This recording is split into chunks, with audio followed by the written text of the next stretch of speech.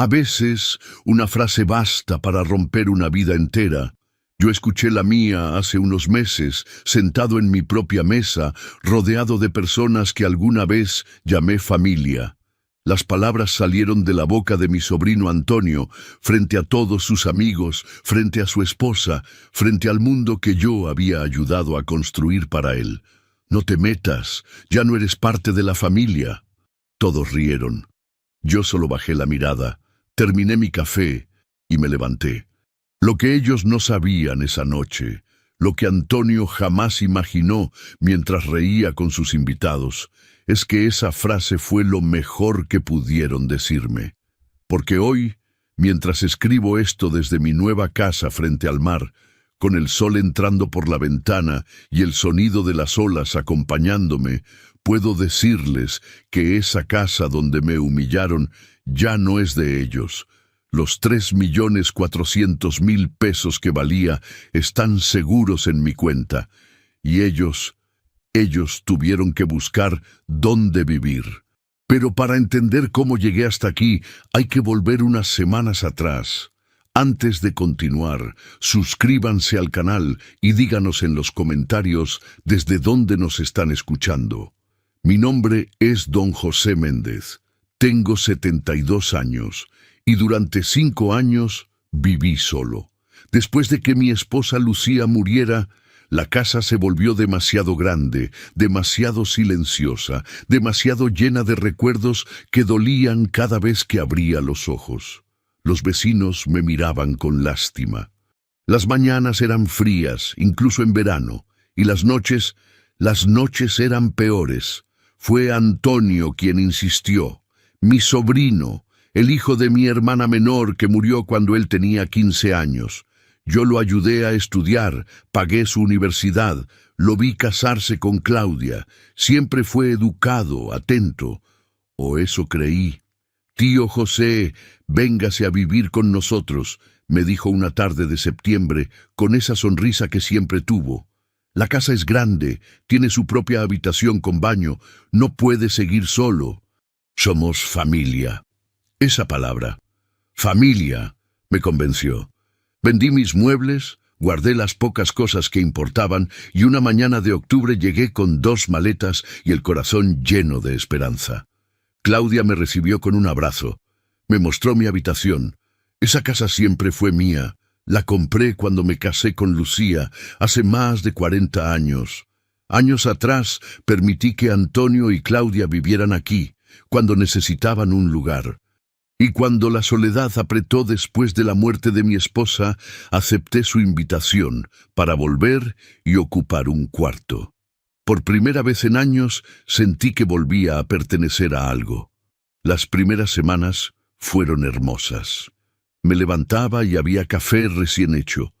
Antonio preguntaba cómo había dormido.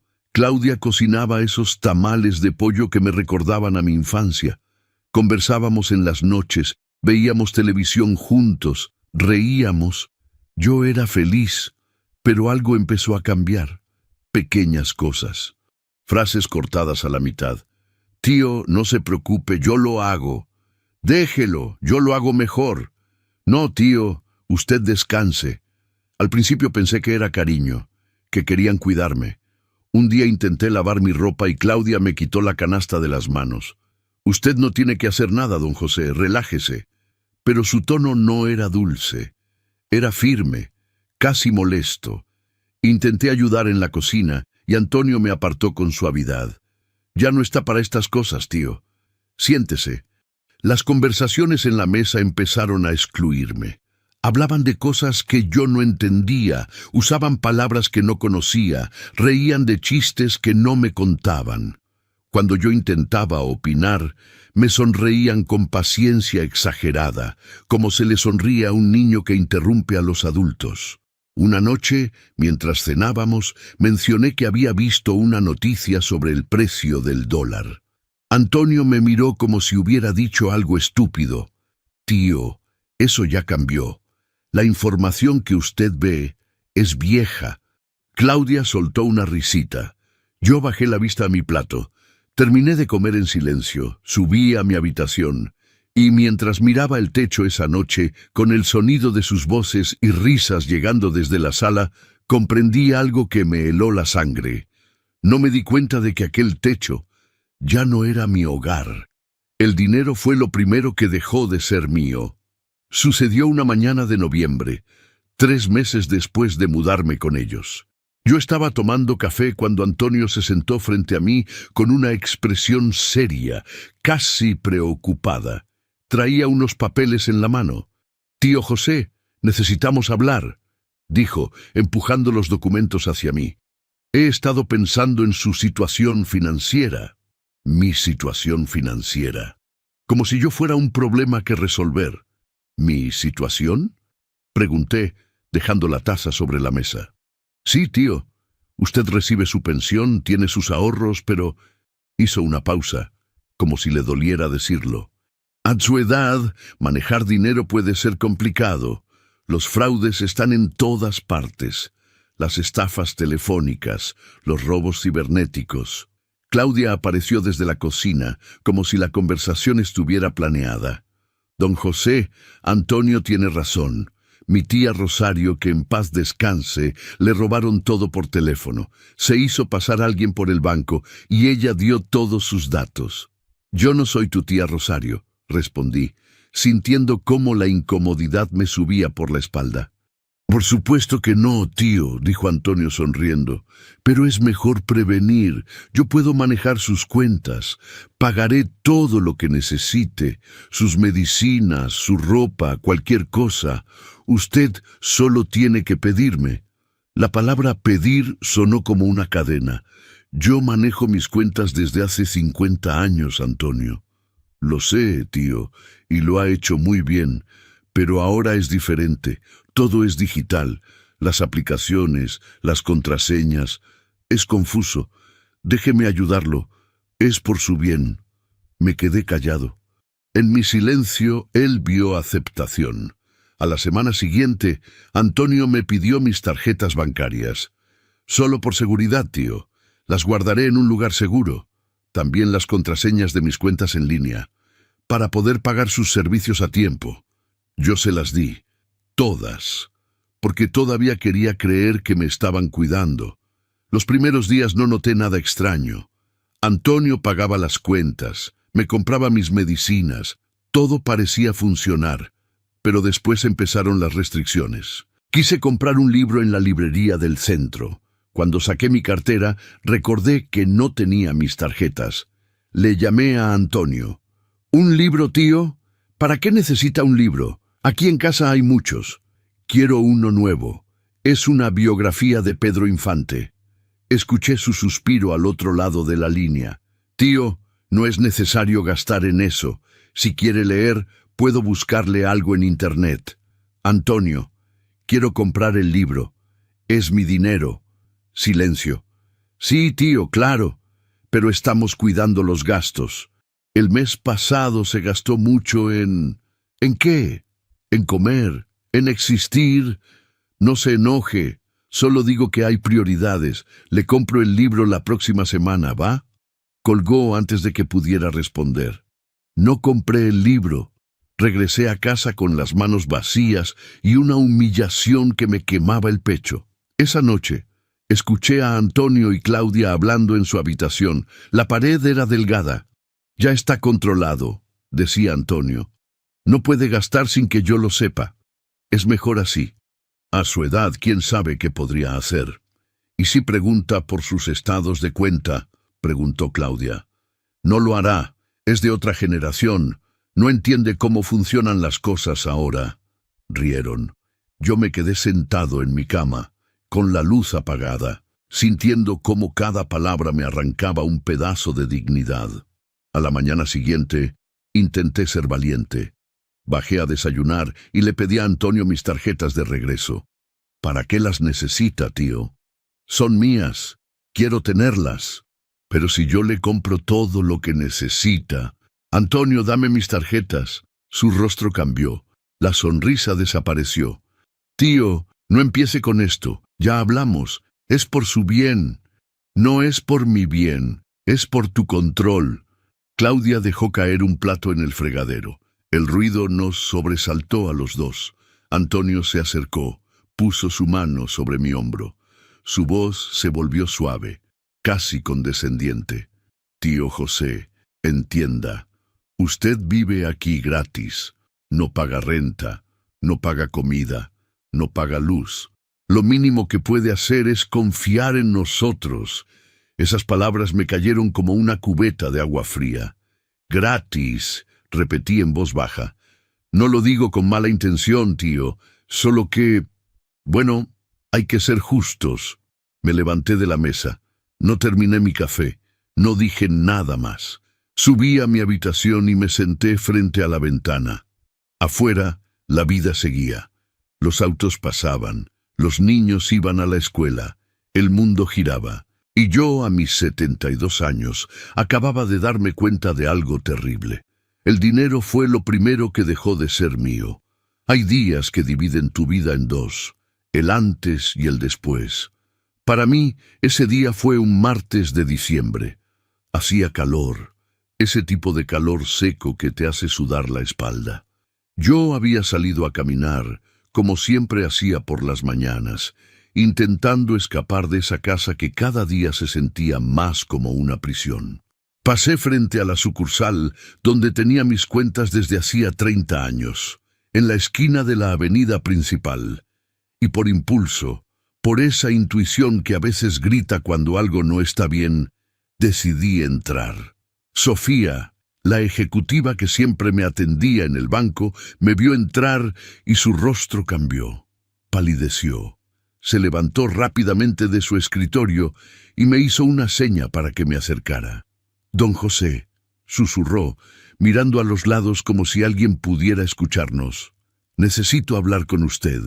«Es importante». El corazón me empezó a latir más rápido. «¿Qué pasa, Sofía?» Ella cerró la puerta de su pequeña oficina y me pidió que me sentara. Sus manos temblaban mientras abría algo en su computadora. «Su sobrino ha estado pidiendo información», dijo en voz baja, casi un murmullo. «Vino hace 2 semanas preguntando por sus cuentas. Quería saber cuánto tiene ahorrado, si tiene inversiones, si hay alguna propiedad a su nombre». Sentí cómo el piso se movía bajo mis pies. «¿Qué le dijiste?» «Nada, don José. Por política del banco no puedo dar información sin su autorización. Pero...» Hizo una pausa, mordiéndose el labio.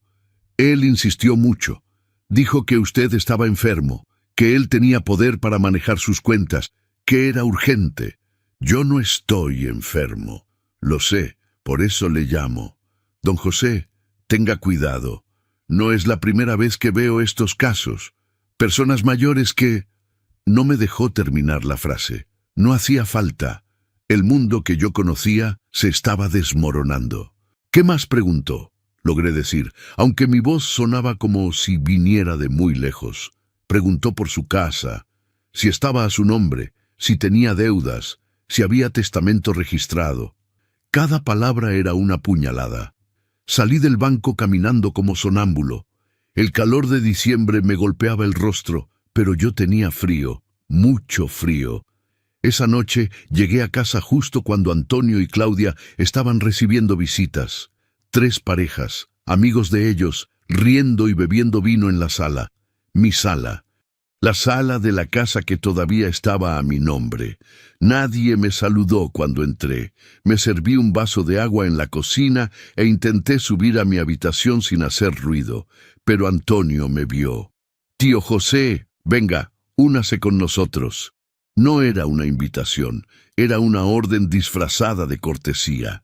Me senté en el sillón individual, el más alejado del grupo. Ellos seguían conversando, como si yo fuera parte del mueble. Hablaban de viajes, de restaurantes caros, de autos nuevos. Cosas que yo no podía opinar, porque ya no tenía acceso a mi propio dinero. En algún momento, Claudia mencionó que querían remodelar la casa, cambiar los pisos, pintar las paredes, modernizar todo, dijo emocionada. Yo levanté la vista. «La casa está bien como está». El silencio fue inmediato. Antonio me miró con esa sonrisa tensa que había perfeccionado en los últimos meses. «Tío, Nadie le está preguntando. Es mi casa, Antonio. Las palabras salieron antes de que pudiera detenerlas. Su rostro se endureció. Los invitados intercambiaron miradas incómodas. Claudia se puso de pie. Don José, creo que está cansado. Mejor suba a descansar. No estoy cansado. Estoy diciendo que esta casa es mía y no van a remodelar nada sin mi permiso. Antonio dejó su copa sobre la mesa con un golpe seco. Se levantó, caminó hacia mí y me miró desde arriba. Sus ojos ya no tenían nada de cariño. «Escúcheme bien, tío», dijo, con una voz que nunca le había escuchado. Fría, calculadora. «Usted vive aquí porque nosotros se lo permitimos. No paga nada, no aporta nada. Solo está aquí ocupando espacio». Uno de sus amigos soltó una risa nerviosa. «Antonio», intenté hablar. «No, no, tío. Ya estoy harto de que opine sobre todo, de que critique, de que se meta donde no debe». Me puse de pie, temblando. No de miedo, de rabia, de dolor.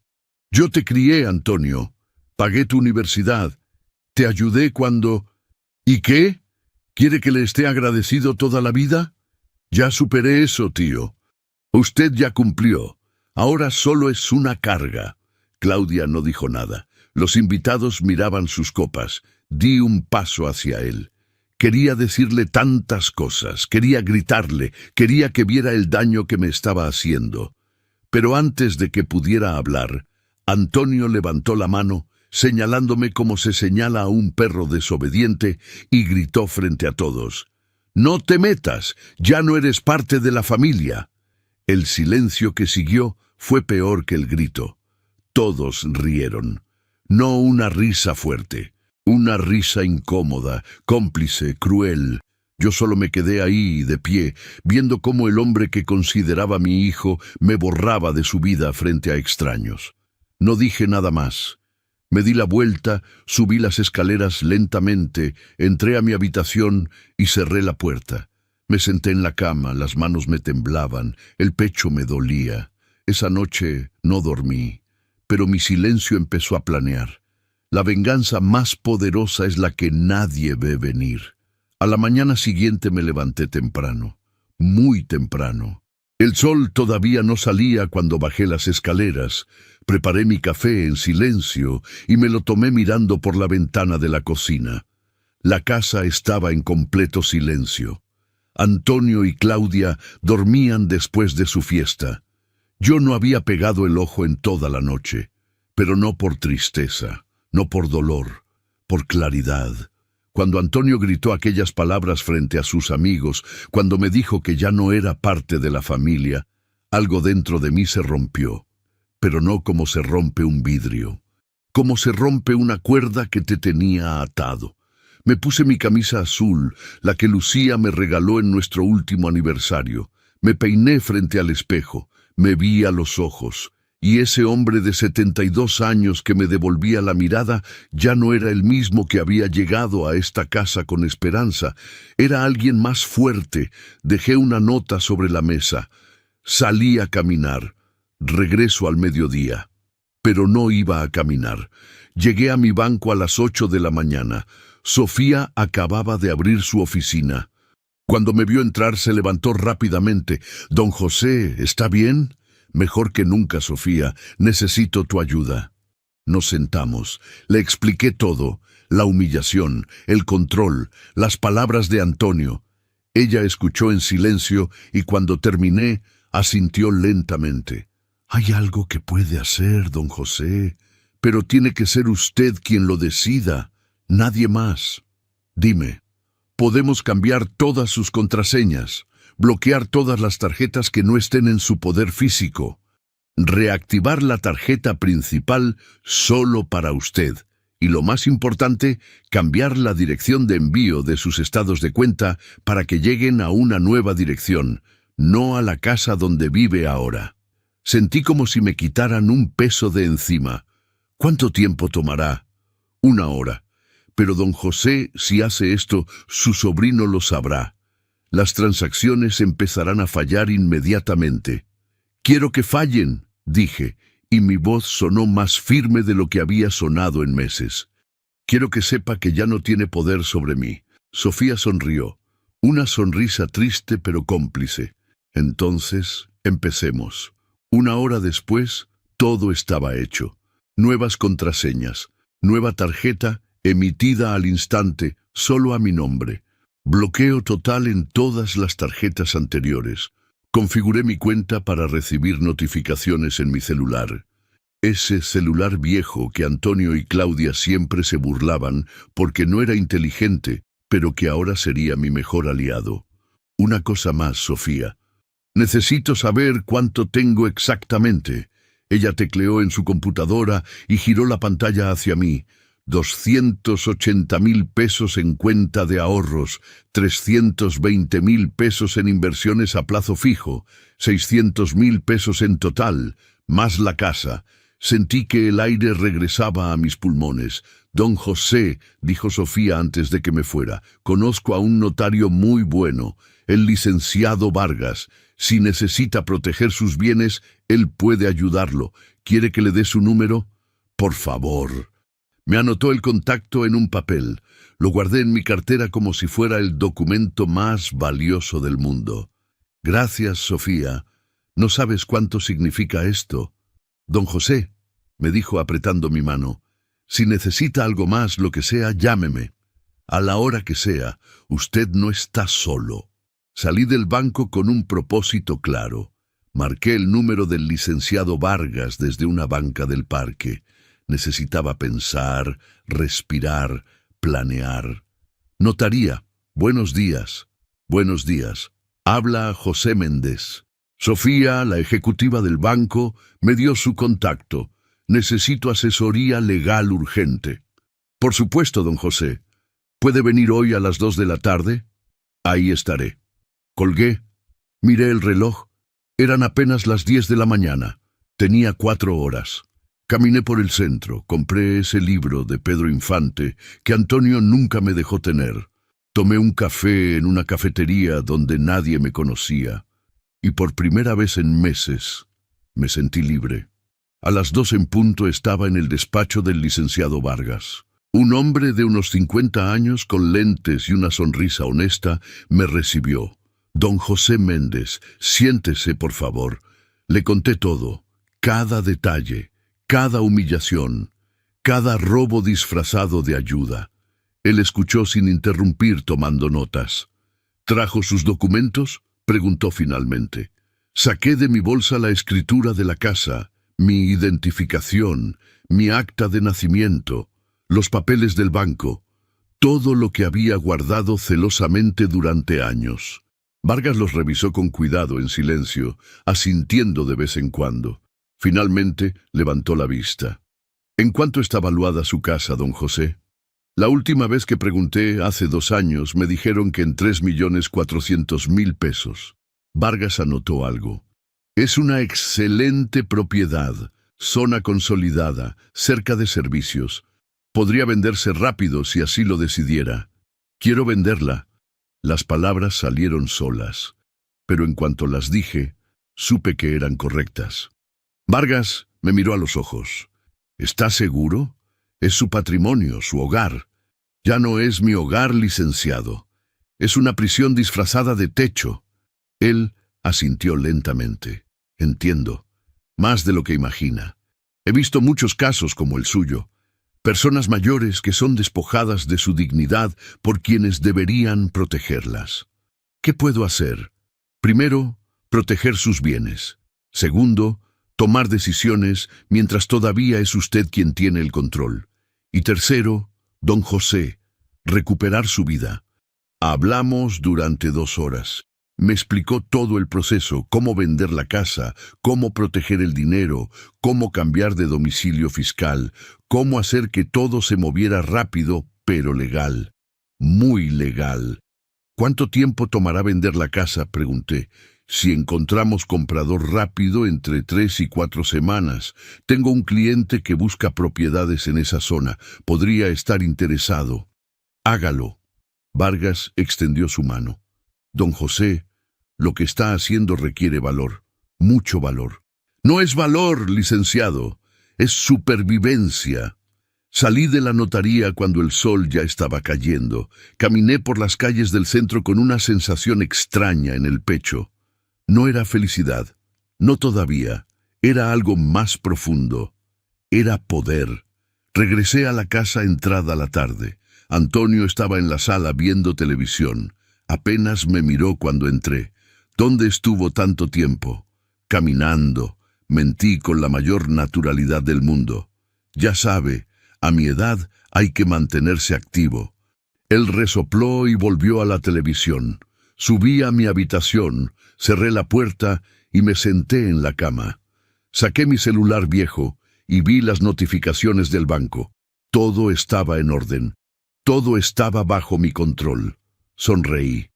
Por primera vez en meses, sonreí de verdad, porque había aprendido algo que Antonio jamás entendería. A veces, proteger lo que es tuyo es la forma más pura de venganza. El silencio, cuando se usa bien, es el arma más letal que existe. Los siguientes días fueron teatro puro. Yo me convertí en el actor más convincente del mundo.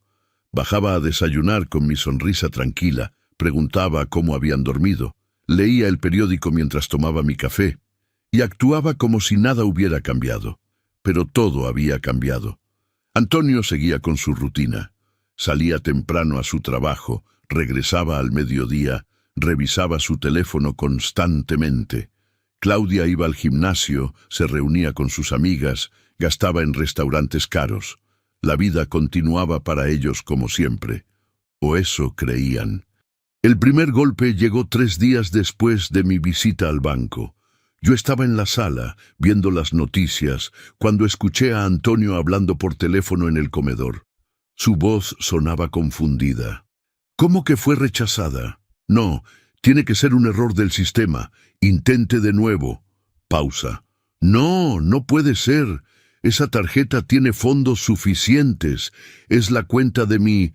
Es una cuenta familiar. Otra pausa más larga. Está bien, pagaré en efectivo. Pero revisen su sistema, algo anda mal. Colgó con fuerza. Lo escuché maldecir entre dientes. Yo seguí viendo las noticias como si nada. Esa noche, durante la cena, Antonio estaba inquieto. Movía la comida en su plato sin probarla. Claudia notó su nerviosismo. ¿Qué te pasa?, preguntó ella. Nada. Problemas en el trabajo. Mentira, yo lo sabía, él lo sabía. Pero nadie dijo nada más. Al día siguiente, el segundo golpe. Claudia llegó de sus compras furiosa, azotando la puerta. Traía 3 bolsas en las manos y el rostro rojo de rabia. «¡Antonio, tu maldita tarjeta no sirve!». Él salió de su oficina alarmado. «¿Qué pasó?».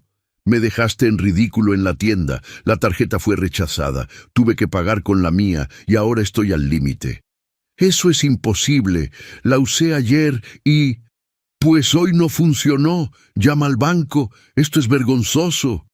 Yo estaba en la cocina preparándome un té. Los escuchaba discutir. Cada palabra era música para mis oídos. Antonio llamó al banco desde la sala. Yo podía escuchar su voz cada vez más alterada. ¿Bloqueada? ¿Por qué está bloqueada? No, yo no autoricé ningún bloqueo. Esa es la cuenta de mi tío. Yo la manejo. Él me dio permiso.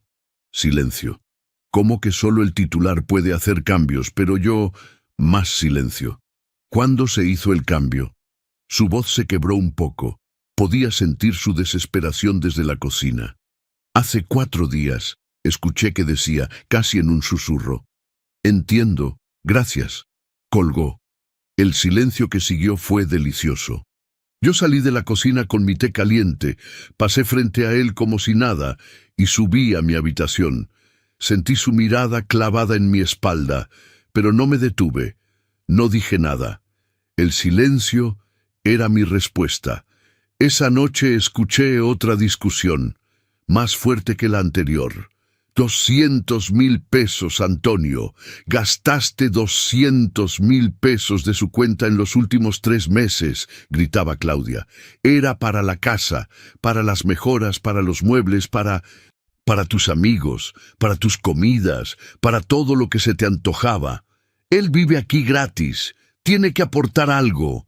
Pero no te dio permiso, bloqueó todo. No lo entiendes. Él sabe. Silencio. Mañana hablo con él, dijo Antonio finalmente, con voz cansada. Le explico. Él va a entender. Yo sonreí en la oscuridad de mi habitación. No iba a entender nada. A la mañana siguiente, Antonio me esperaba en la cocina. Tenía ojeras. Se veía demacrado.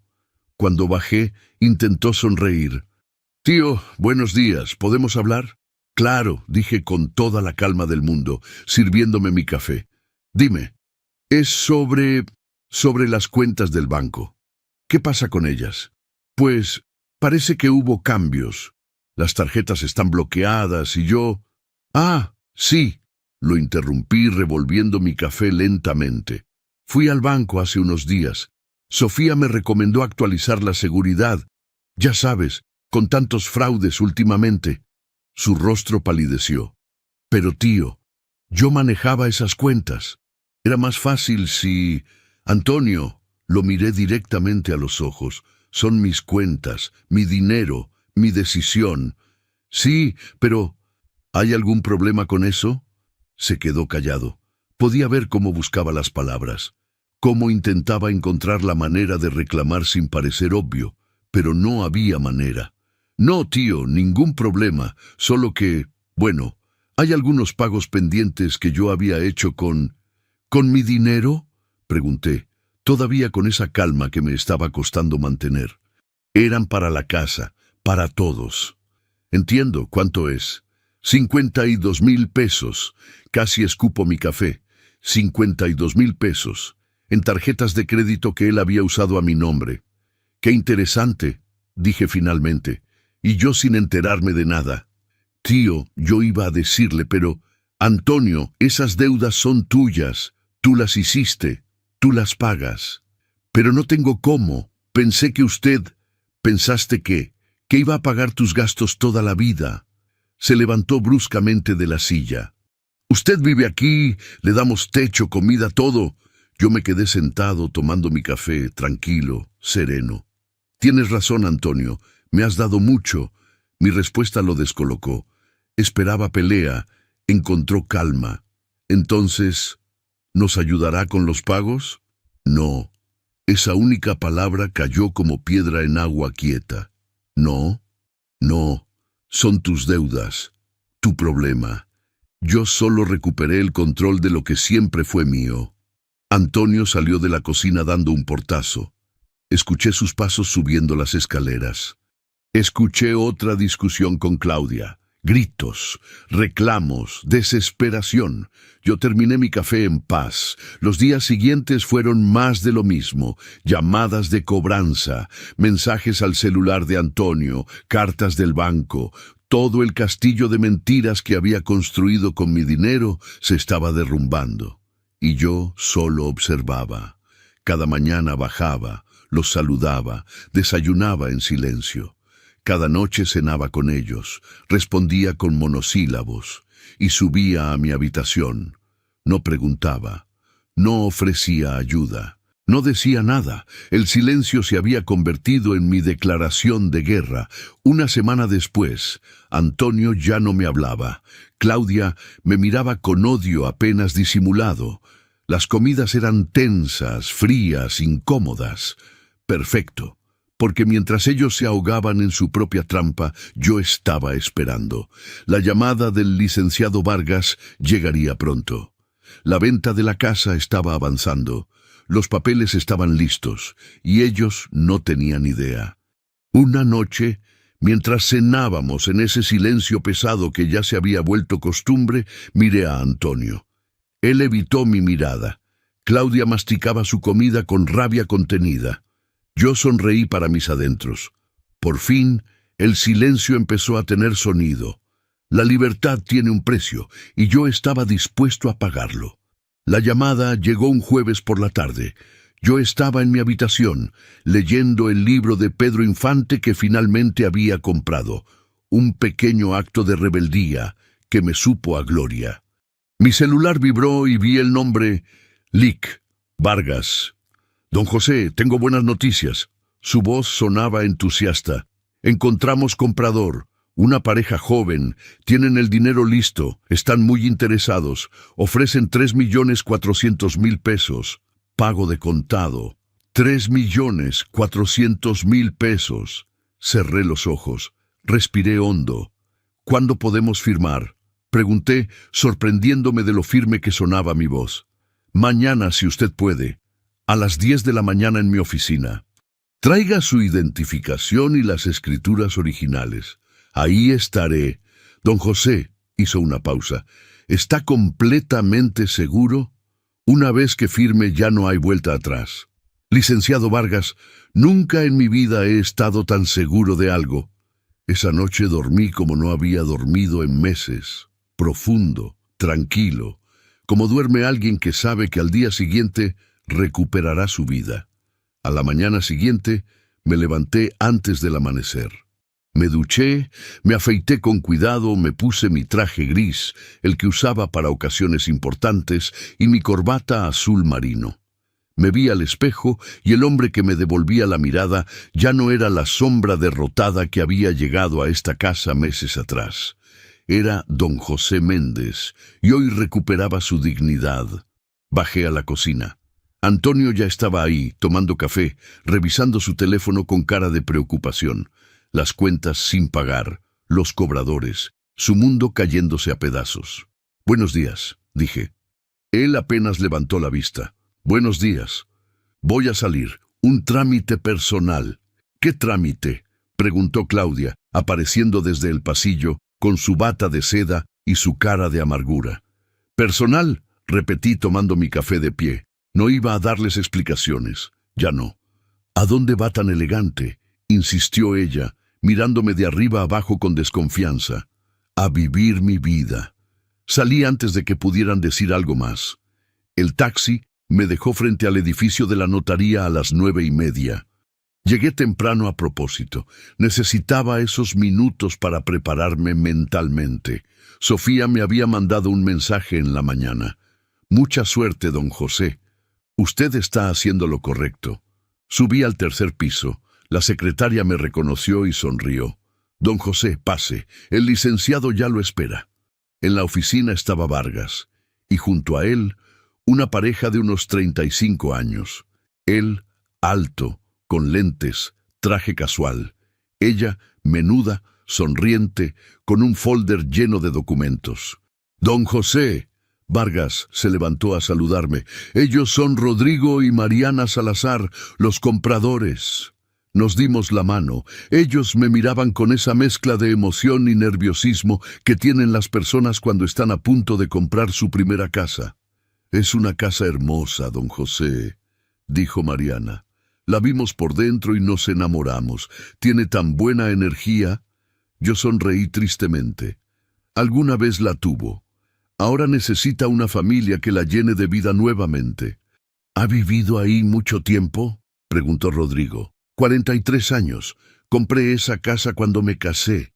Ahí nacieron mis recuerdos. Ahí se quedaron también». Un silencio respetuoso llenó la oficina. Vargas carraspeó. «Bueno, si están todos listos, procedamos». Los siguientes 30 minutos fueron un borrón de firmas, sellos, lecturas de cláusulas. Yo firmaba en cada página, consciente de que con cada firma estaba cerrando un capítulo de mi vida. Pero también estaba abriendo otro. «La transferencia del dinero se hará el lunes», explicó Vargas. 3.400.000 pesos directo a su cuenta. El contrato fija un plazo máximo de 15 días para la entrega. «No necesitaré 15 días», dije. «Con 3 es suficiente. Prefiero 72 horas». Rodrigo y Mariana me miraron sorprendidos. «¿3 días?», preguntó Mariana. «¿Está seguro? No queremos presionarlo». «Estoy seguro. De hecho, prefiero que sea rápido». Firmamos el último documento. Vargas me entregó una copia del contrato, ya sellado, ya oficial. «Felicidades, don José», dijo, estrechando mi mano con fuerza. «Es usted un hombre valiente». «No es valentía, licenciado, es supervivencia». Rodrigo y Mariana se despidieron con abrazos. «Cuidaremos su casa como si siempre hubiera sido nuestra», prometió Rodrigo. Ya no es mi casa, respondí con una sonrisa. Ahora es la suya. Háganla feliz. Cuando salí de la notaría, el sol de mediodía me golpeó en la cara. Hacía calor, pero era un calor diferente, liberador. Caminé por las calles del centro sin rumbo fijo. Entré a una cafetería pequeña, pedí un café y un pan dulce, y me senté junto a la ventana. Saqué mi celular y marqué el número de Sofía. «¿Don José?» «Sofía, ya firmé. El lunes 3.400.000 pesos serán transferidos a mi cuenta». «Don José, felicidades. ¿Cómo se siente?» «Libre». Esa palabra, libre. Hablamos unos minutos más. Ella me explicó que necesitaba abrir una cuenta adicional para proteger ese dinero, que buscaría inversiones seguras, que no me preocupara por nada. «Sofía, eres un ángel». «No, don José, usted es un guerrero».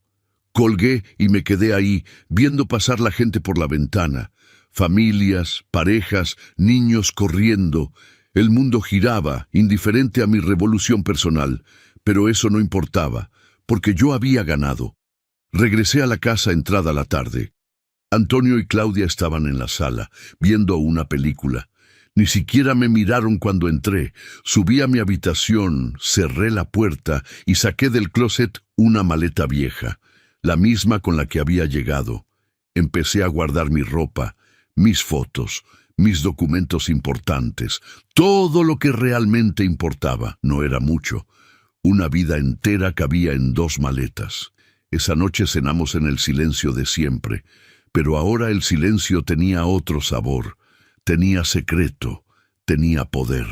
Claudia se levantó primero, molesta por algo que Antonio había dicho. Él la siguió, dejándome solo en la mesa. Yo terminé mi comida en paz, lavé mi plato, sequé mis manos, y antes de subir a mi habitación, me detuve en la entrada de la sala. «Antonio», llamé.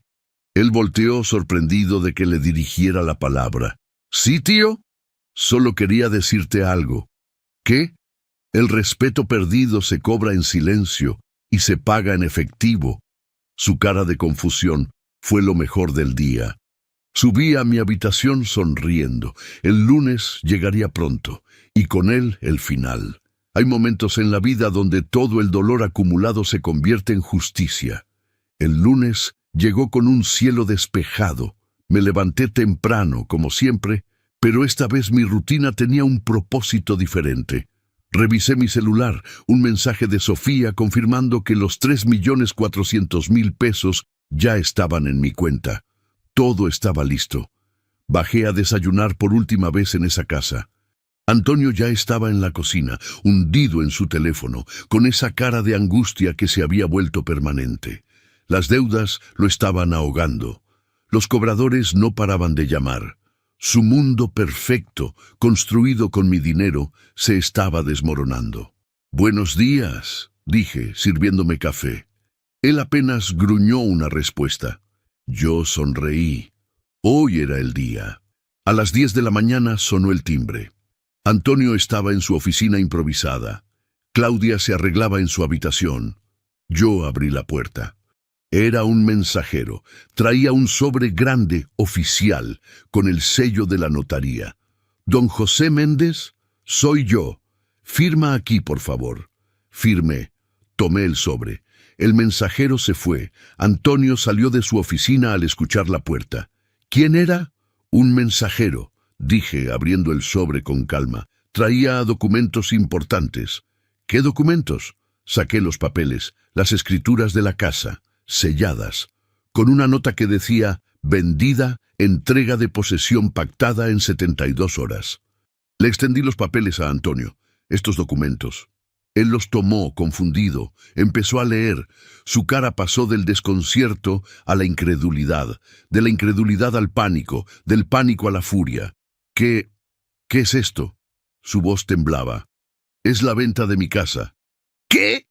El grito hizo que Claudia bajara corriendo las escaleras. «¿Qué pasa? ¿Por qué gritas?» Antonio no podía hablar. Solo señalaba los papeles con la mano temblorosa. Claudia se los arrebató y empezó a leer. Su cara se descompuso. No, no, esto no puede ser real, murmuró. Don José, esto es una broma, ¿verdad? Dígame que es una broma. No es una broma, Claudia. Vendí la casa hace una semana por 3.400.000 pesos. El silencio que siguió fue ensordecedor. «Usted no puede hacer eso», gritó Antonio dando un paso hacia mí. «Esta es nuestra casa. Vivimos aquí». «Es mi casa», respondí con una calma que me sorprendió a mí mismo. «Siempre fue mía, y ahora la vendí. Pero nosotros...» «No tiene derecho». «¿Derecho?», me reí, una risa seca sin humor. «¿Me hablas de derechos? Tú que me robaste 200.000 pesos de mi cuenta. Tú que me quitaste el control de mi propio dinero. Tú que me humillaste frente a tus amigos. Yo no le robé nada. Era para la casa, para todos. Era para ti, Antonio, para tus caprichos, para tu vida cómoda construida sobre mi espalda». Claudia se dejó caer en el sillón llorando. «¿A dónde vamos a ir? ¿Qué vamos a hacer? Ese ya no es mi problema». Antonio se acercó, furioso. «Usted no puede echarnos así. Somos familia». Esa palabra otra vez. Familia. Familia, repetí, y mi voz se endureció. Como cuando me dijiste que no me metiera, como cuando me gritaste frente a todos que ya no era parte de la familia. Se quedó callado. ¿Lo recuerdas, Antonio? Yo sí. Lo recuerdo perfectamente. Cada palabra, cada risa, cada humillación. Tío, yo estaba enojado, no quise... Sí quisiste, lo interrumpí. Quisiste exactamente eso. Dejarme claro mi lugar, hacerme sentir que era una carga, que solo estaba aquí por tu caridad. Y lo está. No tiene a nadie más. Tienes razón, no tengo a nadie más. Pero prefiero estar solo que estar rodeado de víboras. Claudia sollozaba más fuerte. Antonio caminaba de un lado a otro como animal enjaulado. ¿Y el dinero?, preguntó de repente con los ojos brillando con una mezcla de desesperación y avaricia. «Los 3 millones, usted no puede gastarlo todo. Podríamos arreglar algo, un préstamo, una ayuda». Lo miré con lástima. Todavía no entendía. El dinero está en mi cuenta, seguro, protegido. Y no, Antonio, no voy a prestarte nada, no voy a ayudarte con tus deudas, no voy a salvarte de las consecuencias de tus propias acciones. Pero es mi tío. Yo lo cuidé. No me cuidaste.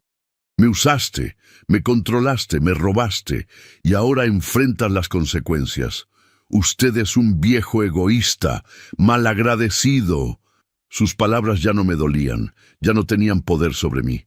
Puede ser, dije con tranquilidad, pero este viejo egoísta tiene 3.400.000 pesos en el banco y una nueva vida esperándolo.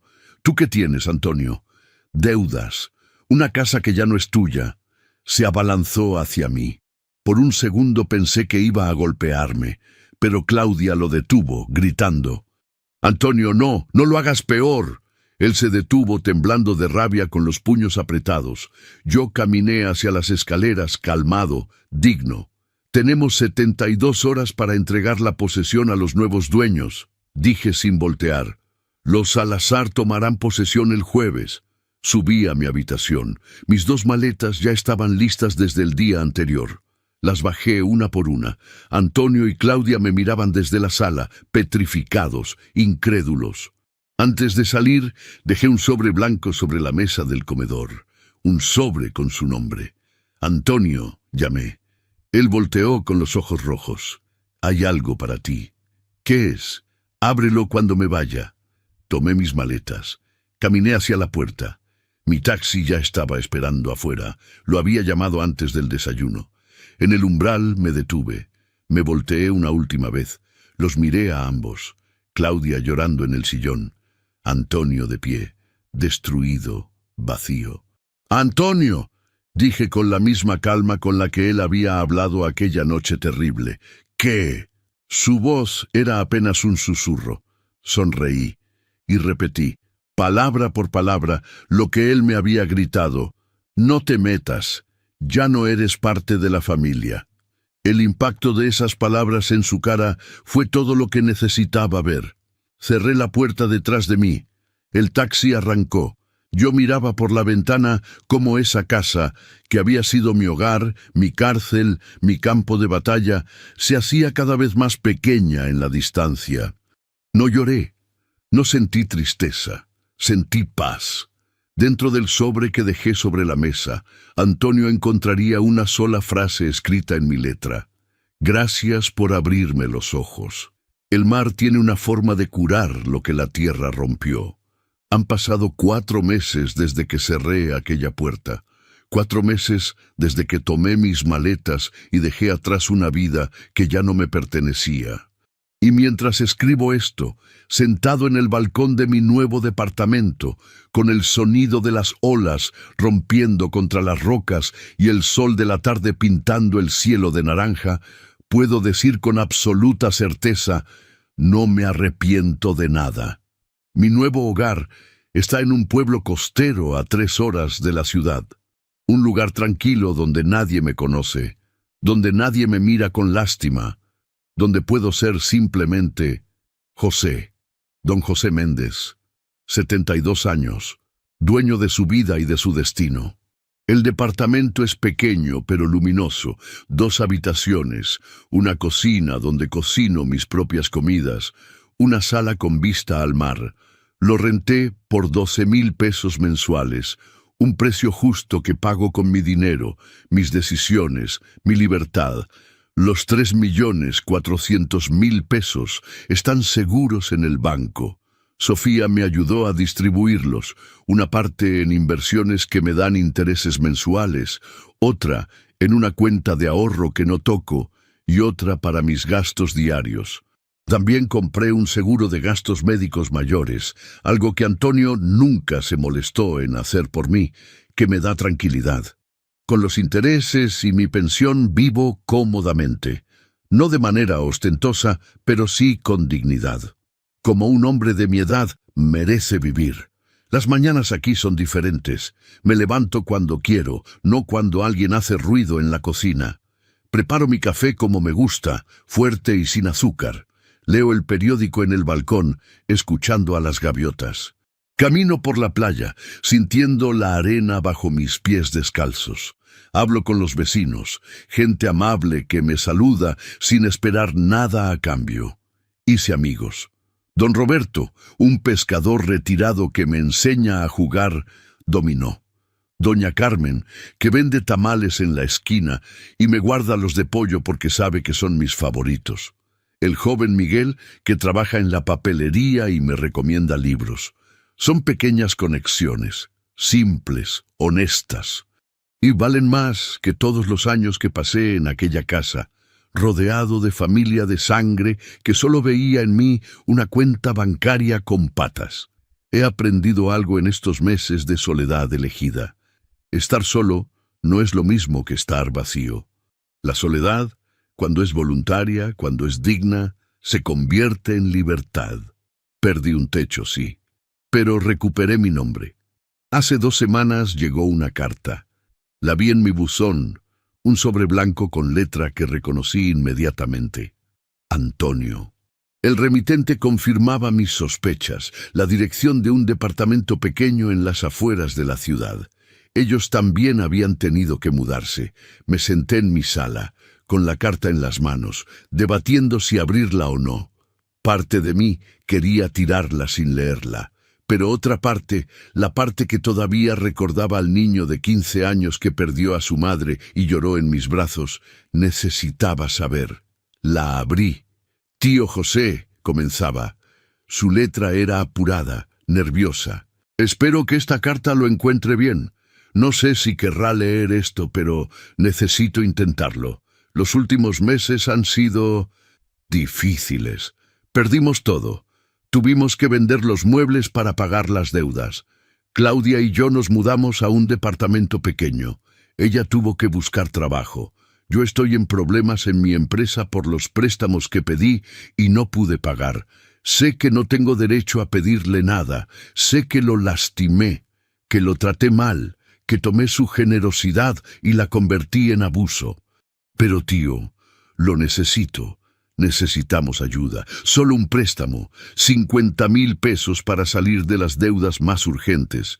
Se lo pagaría, lo juro, con intereses, con lo que usted diga. Por favor, por todos los años que lo cuidé, por la familia, su sobrino, Antonio. Terminé de leer. Doblé la carta lentamente, la puse sobre la mesa, miré por la ventana. El sol se estaba poniendo, tiñendo el mar de rojo y dorado. Las olas seguían rompiendo, indiferentes a los dramas humanos, eternas, constantes. Pensé en responder, en escribirle una carta larga explicándole por qué no podía ayudarlo, por qué era importante que enfrentara las consecuencias de sus actos, por qué el dolor, a veces, es el mejor maestro. Pero no lo hice, porque Antonio no necesitaba mis palabras, necesitaba mi silencio, el mismo silencio que yo había usado como arma, el mismo silencio que lo había desarmado cuando esperaba gritos y encontró calma. El mismo silencio que ahora, desde la distancia, le enseñaría más que 1000 sermones. Tomé la carta, la doblé con cuidado y la guardé en un cajón de mi escritorio, no con rabia, no con satisfacción vengativa, con paz, porque comprendí algo fundamental en ese momento. El silencio no castiga, enseña. Me serví un vaso de agua, salí al balcón. El aire fresco del mar me llenó los pulmones. A lo lejos, un grupo de niños jugaba en la playa. Una pareja de ancianos caminaba tomada de la mano. La vida, simple y hermosa, continuaba. ¿Antonio aprendería? No lo sabía. No era mi responsabilidad saberlo. Yo había hecho mi parte. Había sobrevivido. Había recuperado mi dignidad. Había elegido mi libertad sobre la comodidad de ser una víctima. Y eso, a mis 72 años, era más valioso que cualquier reconciliación falsa. El teléfono sonó. Era Sofía, preguntando si necesitaba algo. Le dije que estaba bien, mejor que bien. Le conté del mar, de mis nuevos amigos, de la paz que había encontrado. Don José me dijo antes de colgar, «Usted es un ejemplo. No muchas personas tienen el valor de hacer lo que usted hizo». No fue valor, Sofía, fue necesidad. A veces son la misma cosa. Esa noche, mientras me preparaba para dormir, me miré al espejo. El hombre que me devolvía la mirada tenía 72 años. Arrugas profundas, canas, manos que habían trabajado toda una vida. Pero sus ojos brillaban. Brillaban con algo que había perdido en aquella casa y que ahora, en esta soledad elegida, había recuperado. Dignidad. Me acosté en mi cama, escuché el sonido del mar, y antes de quedarme dormido, repetí en voz baja, como un mantra, como una oración, como la verdad más grande que había aprendido. No te metas, ya no eres parte de la familia. Y eso fue justo lo que necesitaba oír.